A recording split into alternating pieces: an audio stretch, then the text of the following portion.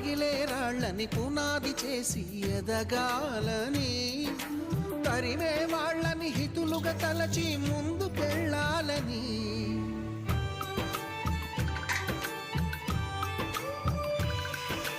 కన్నుల నీటిని కలల సాగుకై వాడుకోవాలని, కాల్చే నిప్పుని ప్రమిదగా మలచి కాంతి పంచాలని, గుండెతో ధైర్యం చెప్పెను, చూపుతో మార్గం చెప్పెను, అడుగుతో గమ్యం చెప్పెను, నేనున్నానని నీకేం కాదని,